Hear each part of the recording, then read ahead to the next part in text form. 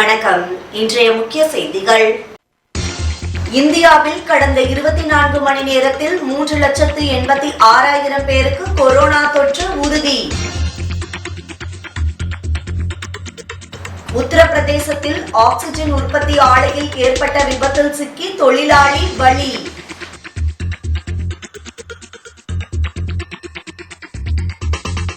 கோவாவில் இன்று முதல் முழு ஊரடங்கு.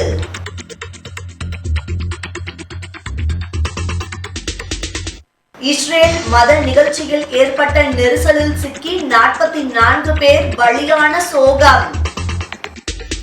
வணக்கம். விரிவான செய்திகள்.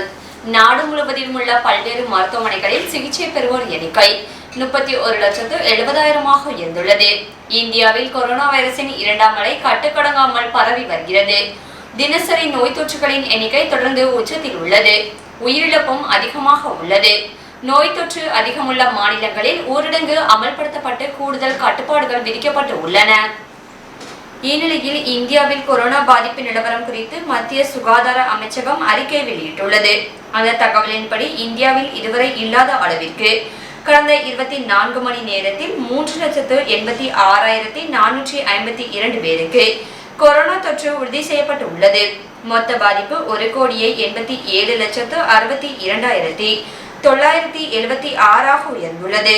நேற்று முன்தினம் 3,645 பேர் கொரோனா பாதிப்பினால் மரணமடைந்த நிலையில் நேற்று உயிரிழப்பு சற்று குறைந்து உள்ளது.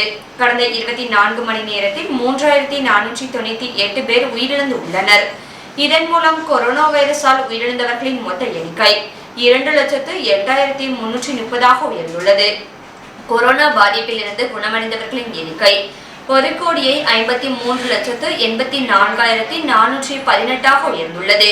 நேற்று ஒரே நாளில் 2,97,540 பேர் குணமடைந்துள்ளனர்.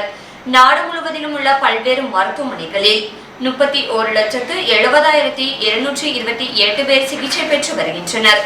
நாடு முழுவதும் நேற்று வரை 15,22,45,179 நபர்களுக்கு தடுப்பூசி போடப்பட்டு உள்ளது. நாட்டில் ஆக்சிஜன் தேவை அதிகரித்துள்ளதால் ஆக்சிஜன் உற்பத்தி ஆலைகள் முழு வீச்சில் உற்பத்தியில் ஈடுபட்டுள்ளன. இந்தியாவில் பல்வேறு மாநிலங்களில் கொரோனா வைரஸ் தொற்று வேகமாக பரவி வரும் நிலையில் நோயாளிகளுக்கு சிகிச்சை அளிப்பதற்கான ஆக்சிஜன் தேவை அதிகரித்துள்ளது. இதனால் ஆக்சிஜன் உற்பத்தி ஆலைகள் முழு வீச்சில் உற்பத்தியில் ஈடுபட்டுள்ளன. இந்நிலையில் உத்தரப்பிரதேச மாநிலம் கான்பூரில் உள்ள ஆக்சிஜன் உற்பத்தி ஆலையில் இன்று காலை சிலிண்டர் வெடித்து விபத்து ஏற்பட்டுள்ளது. சிலிண்டர்களில் ஆக்சிஜன் நிரப்பிக் கொண்டிருந்த போது இந்த விபத்து ஏற்பட்டுள்ளது. இதில் ஒரு தொழிலாளி உயிரிழந்தார். 3 பேர் பலத்த காயமடைந்தனர். தகவல் அறிந்த காவல்துறையினர் சம்பவ இடத்திற்கு சென்று மீட்பு பணியில் ஈடுபட்டனர்.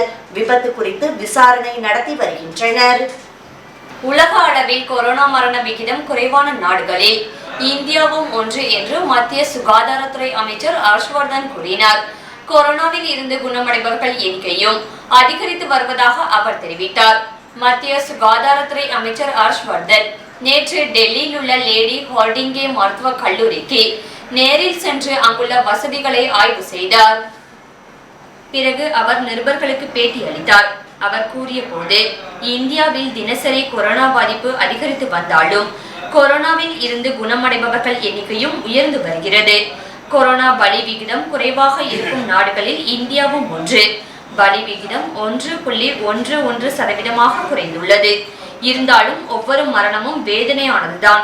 கொரோனாவுக்கு எதிரான சிறந்த ஆயுதம் கொரோனா விதிமுறைகளை கடைபிடிப்பதுதான். முகக்கவசம் அணிதல், அடிக்கடி சோப்பால் கைகளை கழுவுதல், சமூக இடைவெளியை பின்பற்றுதல் ஆகியவற்றை விட மிகப்பெரிய ஆயுதம் இல்லை. இதைதான் பிரதமர் மோடி ஆரம்பத்தில் இருந்தே வலியுறுத்தி வருகிறார்.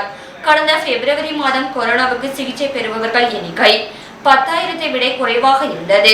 அதே போல இப்போதும் சிகிச்சை பெறுபவர்கள் எண்ணிக்கையை குறைத்து விடுவோம். கொரோனா அறிகுறி இருப்பவர்கள் பீதியடைய வேண்டாம். நீங்களாக முன்வந்து பரிசோதனை செய்து கொள்ளுங்கள். நாள் ஒன்றுக்கு 17 லட்சத்துக்கும் மேற்பட்ட பரிசோதனை செய்யும் அளவுக்கு இந்தியாவின் திறம் மேம்பட்டு உள்ளது. கொரோனாவுக்கு எதிரான போர் நடந்து வருகிறது. கொரோனாவை ஒடுக்க தனது அனைத்து அனுபவங்களையும் மத்திய அரசு பயன்படுத்தி வருகிறது என்று அவர் கூறினார். தடுப்பூசி போடுவதற்கு ஆன்லைன் மூலம் மட்டுமின்றி ஆன்சைட் பதிவும் கிடைக்க வேண்டும் என்று சத்தீஸ்கர் முதல்வர் கூறியுள்ளார். நாடு முழுவதும் நாளை முதல் 18 வயதுக்கு மேற்பட்ட அனைவருக்கும் கொரோனா தடுப்பூசி போடும் பணி தொடங்க உள்ளது. ஆனால் பல்வேறு மாநிலங்களில் தடுப்பூசி பற்றாக்குறை இருப்பதால் திட்டமிட்டபடி அனைவருக்கும் தடுப்பூசி போடுவதில் இழுபறி நீடிக்கிறது. இந்நிலையில் சத்தீஸ்கர் மாநில முதல்வர் பூபேஷ் பாகல் பிரதமர் மோடிக்கு கடிதம் எழுதியுள்ளார். அதில் தடுப்பூசி பற்றாக்குறை இருப்பதால் 18 வயது முதல் 44 வயது வரை உள்ளவர்களுக்கு தடுப்பூசி செலுத்துவதற்கான முன்னுரிமையை நிர்ணயிக்க வேண்டும் என்றும் சமூக மற்றும் பொருளாதார ரீதியாக பின்தங்கிய பிரிவுகளுக்கு முன்னுரிமை வழங்கப்பட வேண்டும் என்றும் கூறியுள்ளார். மேலும் ஆன்லைன் மூலம் மட்டுமே பதிவு செய்யும் நடைமுறை காரணமாக யாரும் தடுப்பூசி கிடைக்காமல் பாதிக்கப்படக்கூடாது என்பதால் ஆன் சைட் பதிவும் கிடைக்க வேண்டும் என்று முதல்வர் யோசனை கூறியுள்ளார். நாட்டில் கொரோனா பாதிப்புகளை தடுக்க இந்தியாவில் அவசர கால தேவைக்காக தடுப்பூசிகளை பயன்படுத்திக் கொள்ள மத்திய அரசு அனுமதி வழங்கியிருந்தது. இதன்படி கடந்த ஜனவரி 16ஆம் தேதி முதல் நாட்டில் தடுப்பூசிகள் போடப்பட்டு வருகின்றன.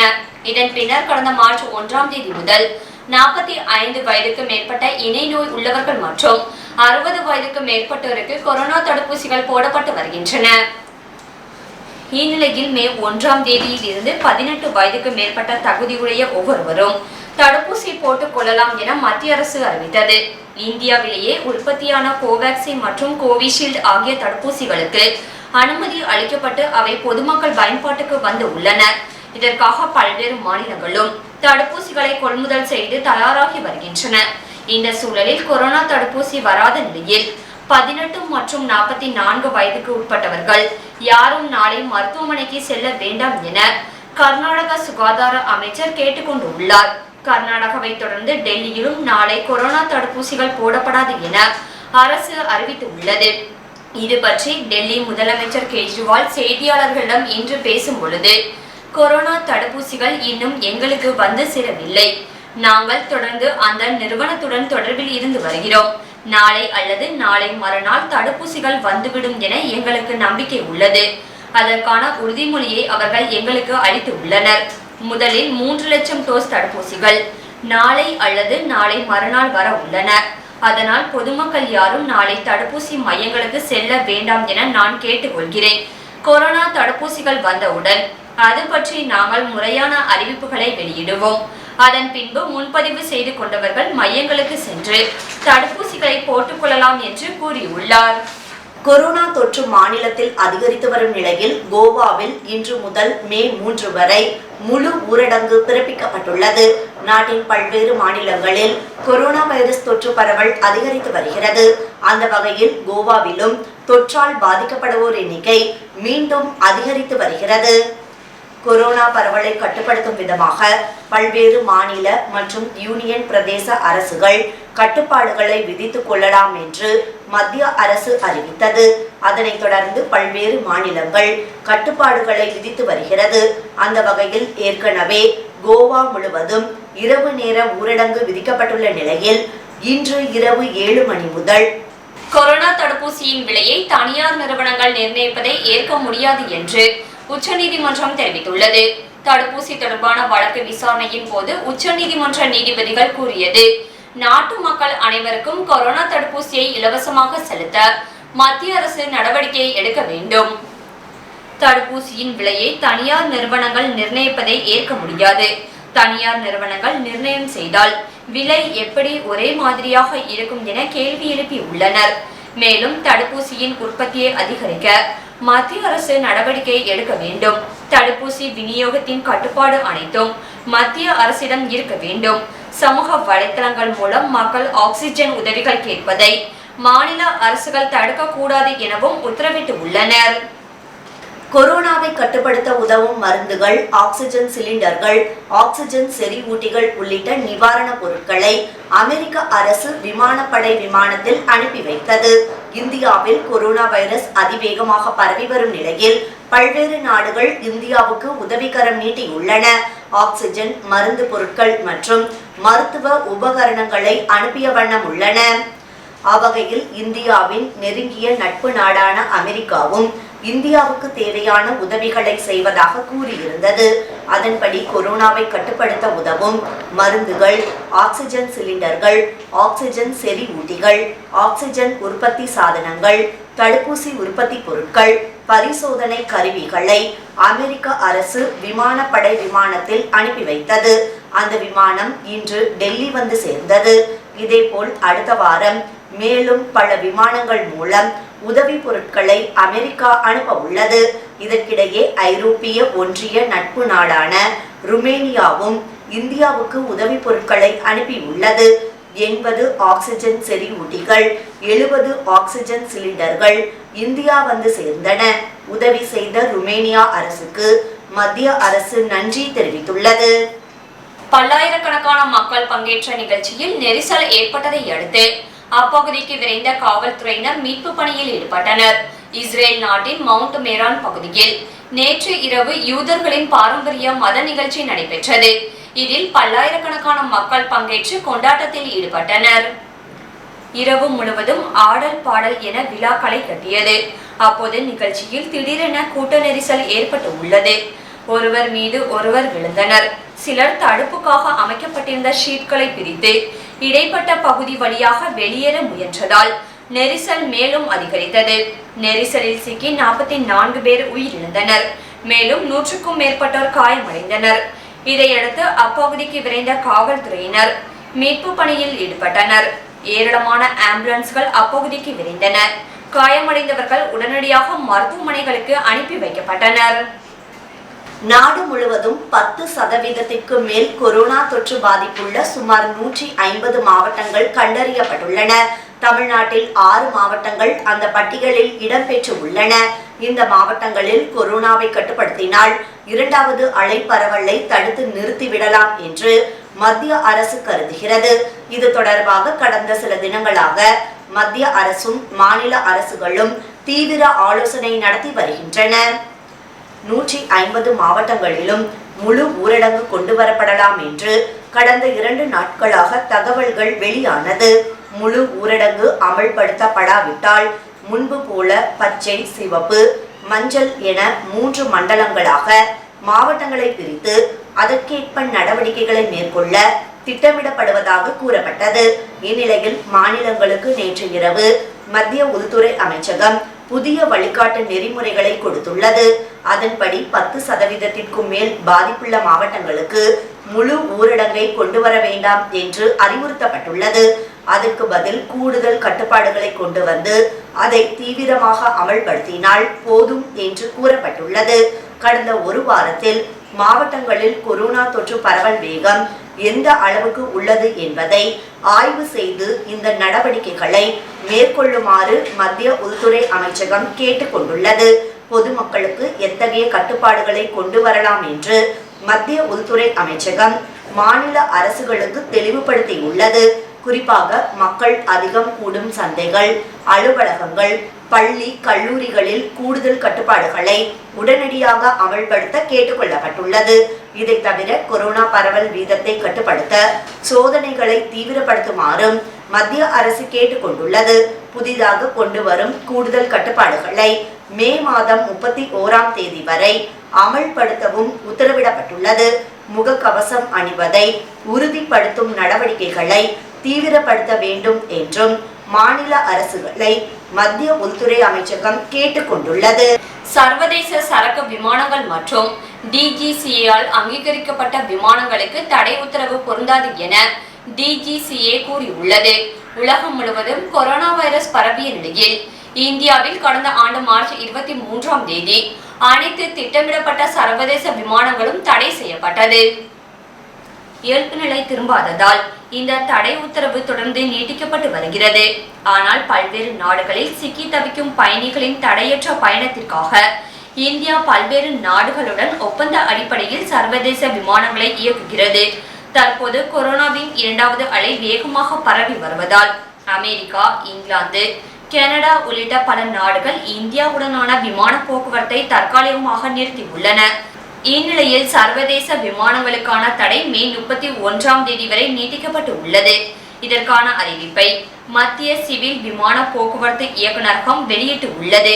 இந்த தடை உத்தரவானது சர்வதேச சரக்கு விமானங்கள் மற்றும் DGCAவால் அங்கீகரிக்கப்பட்ட விமானங்களுக்கு பொருந்தாது. இருப்பினும் சூழ்நிலைகளின் அடிப்படையில் அதிகாரிகளால் தேர்ந்தெடுக்கப்பட்ட குறிப்பிட்ட வழித்தடங்களில் சர்வதேச விமானங்கள் அனுப்பி வைக்கப்படலாம் எனவும் DGCA கூறியுள்ளது. இந்தியாவில் தங்கத்தின் விற்பனை மற்றும் பயன்பாடு பொருளாதாரத்தில் முக்கிய அம்சமாக இருந்து வருகிறது. கடந்த ஆண்டு மார்ச் மாதம் கொரோனா பரவல் காரணமாக நாடு முழுவதும் ஊரடங்கு விதிக்கப்பட்டது. இதனால் தங்கத்தின் விற்பனை சரிந்தது. மேலும் தங்கத்தின் மீது அதிக முதலீடுகள் குவிந்ததால் விலையும் வரலாறு காணாத வகையில் உயர்ந்தது. சில மாதங்கள் கழித்து கட்டுப்பாடுகள் தளர்த்தப்பட்டதை அடுத்து தங்கம் விற்பனை அதிகரிக்க தொடங்கியது. இந்த நிலையில் ஜனவரி முதல் மார்ச் வரையிலான இந்த ஆண்டின் முதல் காலாண்டில் இந்தியாவில் தங்கத்தின் தேவை 37% அதிகரித்ததாக தெரிவிக்கப்பட்டுள்ளது. தங்கத்தின் தேவை 140 டன்களாக இருந்தது. இது கடந்த ஆண்டின் முதல் காலாண்டில் 102 டன்களாக இருந்தது. தற்போதைய முதல் காலாண்டில் நகைகளின் தேவை 39%ஆகவும் உலக தங்க கவுன்சில் வெளியிட்ட தரவுகளின்படி இந்த ஆண்டின் முதல் காலாண்டில் இந்தியாவில் முதலீடு தங்க பிஸ்கெட் பார்கள் தேவை 34%ஆகவும் உயர்ந்தது. இந்த காலாண்டில் இந்தியாவுக்கு 301 டன் தங்கம் இறக்குமதி செய்யப்பட்டது. இது கடந்த ஆண்டின் முதல் காலாண்டில் இறக்குமதி செய்யப்பட்டதை விட 3.5 மடங்கு அதிகமாகும். நகைக்கடைக்காரர்களின் தேவை அதிகரித்ததால் தங்க இறக்குமதி உயர்ந்தது.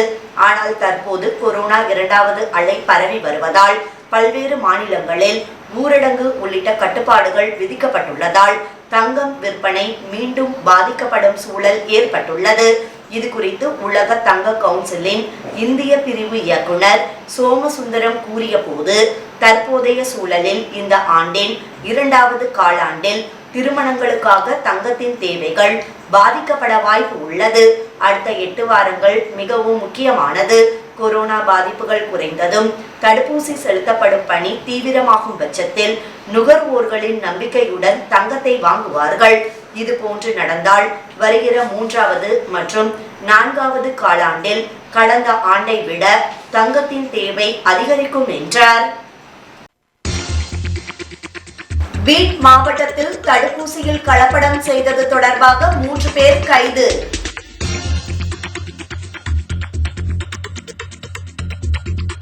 புல்தானாவில் உள்ள ஹோட்டலில் கரடி புகுந்த சம்பவத்தால் பரபரப்பு. அர்னாலா கோட்டை பகுதியில் கடல் சீற்றம் காரணமாக வீடுகள் சேதம்.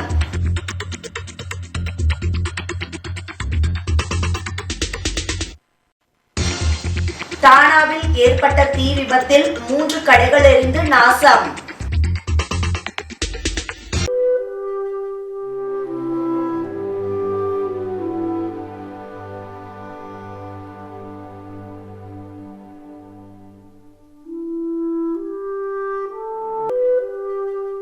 அஹ்மத் நகர் எம்பியாக இருப்பவர் பாரதிய ஜனதாவை சேர்ந்த சுஜய் விகே பாட்டீல்.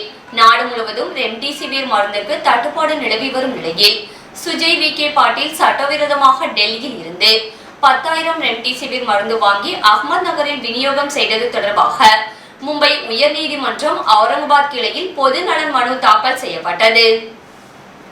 இந்த மனுவை நீதிபதி ரவீந்திர கோகே தலைமையிலான அமர்வு விசாரித்து வருகிறது.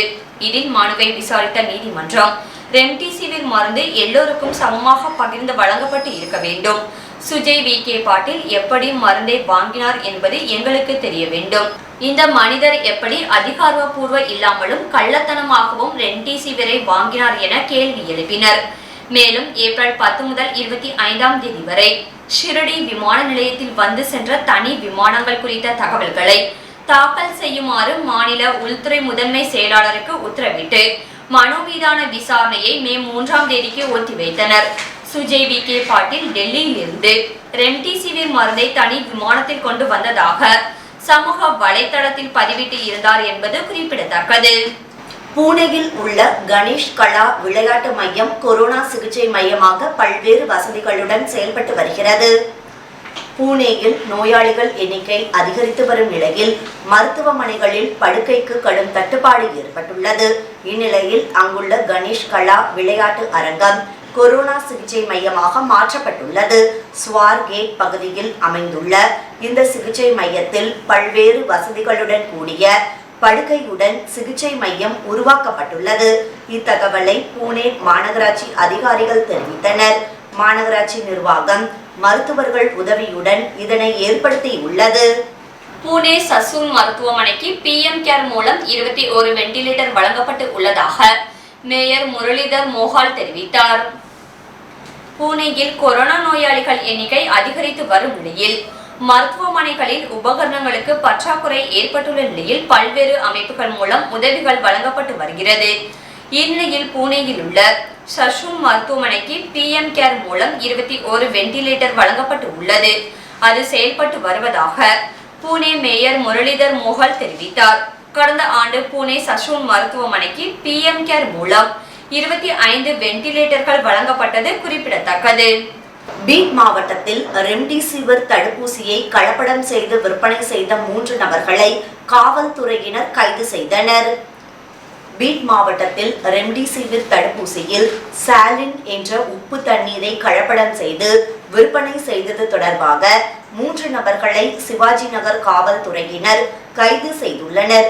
இச்சம்பவம் மருத்துவமனை வட்டாரத்தில் கடும் அதிர்ச்சியை ஏற்படுத்தியுள்ளது.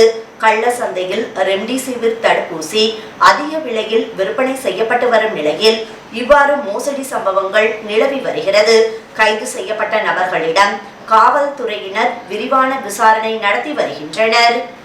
புல்தானா பகுதியில் உள்ள ஹோட்டல் ஒன்றில் இரவு நேரம் கரடி புகுந்த சம்பவம் பரபரப்பை ஏற்படுத்தி உள்ளது.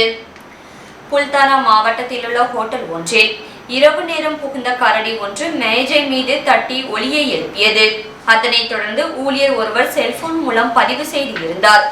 அதனைத் தொடர்ந்து ஏற்பட்ட சப்தம் காரணமாக கரடி அங்கிருந்து தப்பிச் சென்றது. இது குறித்து வனத்துறையினருக்கு தகவல் தெரிவிக்கப்பட்டது. கரடி ஹோட்டல் பகுதிக்குள் புகுந்த சம்பவத்தால் அப்பகுதியில் கடும் பரபரப்பு நிலவியது. கச்சிரோலியில் கொரோனா நோயாளிகளின் உறவினர்களுக்கு மாவட்ட இளைஞர் காங்கிரசார் உணவுகள் வழங்கி உதவி புரிந்து வருகின்றனர். கொரோனா பரவலை தொடர்ந்து முழு தடையுத்தரவு பிறப்பிக்கப்பட்டு கடும் கட்டுப்பாடுகள் விதிக்கப்பட்டுள்ளது. இந்நிலையில் கச்சிரோலியில் உள்ள மருத்துவமனை நோயாளிகளின் உறவினர்களுக்கு மாவட்ட இளைஞர் காங்கிரசார் உணவுகள் வழங்கி வருகின்றனர். மருத்துவமனை வளாகத்தில் வைத்து இலவசமாக உணவு மற்றும் தண்ணீர் வழங்கப்பட்டு வருகிறது. இதில் மாநில நிவாரண மற்றும் மறுவாழ்வு துறை அமைச்சர் விஜய் வடேட்ரிவார் கலந்து கொண்டு நோயாளிகளின் உறவினர்களுக்கு உணவு பொட்டலங்களை வழங்கினார். இச்சம்பவம் மாவட்ட பகுதியில் பலரின் பாராட்டுதலையும் பெற்றுள்ளது. நாக்பூரில் தடை உத்தரவால் பாதிக்கப்பட்ட மக்களுக்கு சீக்கியர் ஒருவர் பாரபட்சமின்றி உணவு வழங்கி வருகிறார். கொரோனா தடை உத்தரவு காரணமாக விதிக்கப்பட்ட கட்டுப்பாடுகளால் பலர் பாதிக்கப்பட்டு உள்ளனர். இந்நிலையில் நாக்பூரில் தடை உத்தரவு காரணமாக பாதிக்கப்பட்ட பொதுமக்களுக்கு ஜாம்சேட் சிங் கபூர் என்பவர் மனிதாபிமான முறையில் இலவசமாக உணவுகள் வழங்கி வருகிறார். இது குறித்து அவர் கூறிய போது, பசித்தவர்களுக்கு உணவு வழங்குவது பெரிய செயல் என்று தெரிவித்த குருநானக்கின் அறிவுரையை பின்பற்றி வருவதாக தெரிவித்தார். பொதுமக்களின் பசியை போக்கி வரும் ஜாம்சேட் சிங்கின் செயலை பலரும் பாராட்டி வருகின்றனர். அர்னாலா கோட்டை பகுதியில் ஏற்பட்ட மித மிஞ்சிய கடல் அலைகள் சிக்கி ஏராளமான வீடுகள் சேதமடைந்தது. விரார் அருகில் உள்ள அர்னாலா கோட்டை பகுதியில் கடலின் சீற்றம் காரணமாக கடல் அலைகள் உயர்ந்து எழும்பியது. அதனைத் தொடர்ந்து கடற்கரை பகுதியில் உள்ள பல வீடுகள் சேதமடைந்தது. கடலின் சீற்றம் காரணமாக இன்று மீனவர்கள் யாரும் கடலில் மீன்பிடிக்க செல்லவில்லை. வானிலை ஆய்வு மையம் இதற்கான எச்சரிக்கையை விடுத்து இருந்தது. கடல் சீற்றம் காரணமாக வீடுகள் பாதிக்கப்பட்ட நிலையில் அப்பகுதியில் வசித்து வந்த மக்கள் கடும் சோகத்துடன் காணப்பட்டனர். தானா மேற்கு அம்பேத்கர் சாலை பகுதியில் உள்ள பிரதீக்ஷா டவர் அருகில் ஏற்பட்ட தீ விபத்தில் 3 கடைகள் எரிந்து நாசமானது. தானா மேற்கு அம்பேத்கர் சாலை விஜய் மோட்டார்ஸ் எதிர்ப்புறம் அமைந்துள்ள பிரதீக்ஷா டவர் அருகில் பயங்கர தீ விபத்து ஏற்பட்டது. சம்பவ பகுதிக்கு ராகோடி தீயணைப்பு துறையினர் மற்றும் காவல்துறையினர் சென்று மீட்பு பணியில் ஈடுபட்டனர். தீ விபத்தில் உயிர் சேதம் எதுவும் நிகழவில்லை. ஏனெனும் அப்பகுதியில் இருந்த 3 கடைகள் தீயில் எரிந்து நாசமானது. தீ விபத்து குறித்து காவல்துறையினர் வழக்கு பதிவு செய்து விசாரணை மேற்கொண்டு வருகின்றனர். தீ விபத்து சம்பவம் அப்பகுதியில் கடும் பரபரப்பை ஏற்படுத்தியுள்ளது. தாராவி கிராஸ் ரோடு பகுதியில் தடை உத்தரவால் பாதிக்கப்பட்ட மக்களுக்கு மும்பை தமிழ் நண்பர்கள் குழு சார்பில் அரிசி மற்றும் சர்க்கரை வழங்கப்பட்டது. கொரோனாவின் 2ஆம் அலை நாடெங்கும் வீசுகின்ற இந்த வேளையில் மீண்டும் ஊரடங்கு அறிவித்ததன் காரணமாக மக்கள் வேலையின்றி வீட்டில் முடங்கியுள்ளார்கள். இதை கருத்தில் கொண்டு மும்பை தமிழ் நண்பர்கள் குழு சார்பில் பொதுமக்களுக்கு அரிசி மற்றும் சர்க்கரை வழங்க ஏற்பாடு செய்யப்பட்டு இன்று தாராவி கிராஸ் ரோட்டில் வைத்து பொதுமக்களுக்கு வழங்கப்பட்டது.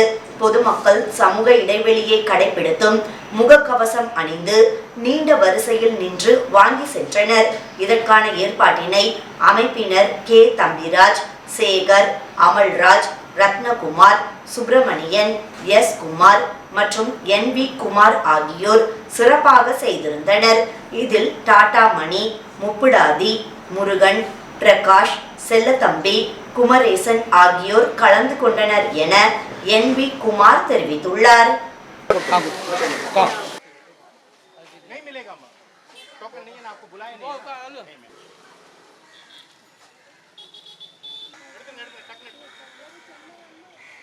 தாராவி கிராஸ் ரோட் கணேஷ் மந்திர் வளாகத்தில் மாநகராட்சி முன்கள பணியாளர்களுக்கு விருது வழங்கி கௌரவிக்கப்பட்டனர். கொரோனா பரவலை தடுக்கும் வகையில் மும்பை மாநகராட்சி பல்வேறு முன்னெச்சரிக்கை நடவடிக்கை மேற்கொண்டு வந்தது. அதனைத் தொடர்ந்து தாராவியின் பல பகுதிகளில் பொதுமக்களுக்கு கொரோனா பரிசோதனை நடத்தப்பட்டு வந்தது. இதில் ஏராளமான பொதுமக்கள் பங்கு பெற்று பயனடைந்தனர். இந்நிலையில் கொரோனா சேவை மூலம் பணியாற்றிய சுகாதார முன்கள பணியாளர்களுக்கு மாநகராட்சி நிர்வாகம் நினைவு பரிசுகள் வழங்கி கௌரவித்தது. தாராவி கிராஸ் ரோட் கணேஷ் வித்யா மந்திரில் நடைபெற்ற நிகழ்ச்சியில் மாநகராட்சி அதிகாரிகள் கலந்து கொண்டு சுகாதார முன்கள பணியாளர்களுக்கு நினைவு பரிசுகள் வழங்கினர்.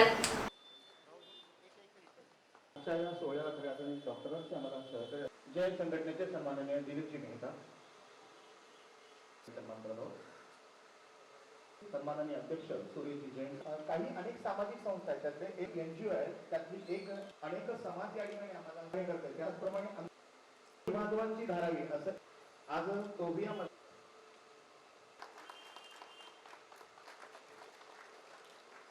किरण निगावकर साहेबांसाठी काकांनी सरांनी लातूर शहराच्या भूकंपाची आठवण केली. மீண்டும் இன்றைய முக்கிய செய்திகள். இந்தியாவில் கடந்த 24 மணி நேரத்தில் 3,86,000 பேருக்கு கொரோனா தொற்று உறுதி. உத்தரப்பிரதேசத்தில் ஆக்சிஜன் உற்பத்தி ஆலையில் ஏற்பட்ட விபத்தில் சிக்கி தொழிலாளி பலி.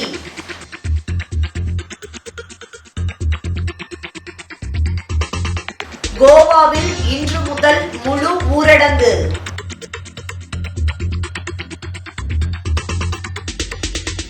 இஸ்ரேல் மத நிகழ்ச்சியில் ஏற்பட்ட நெரிசலில் சிக்கி 44 பேர் பலியான சோகம். இத்துடன் செய்திகள் நிறைவடைகிறது. வணக்கம்.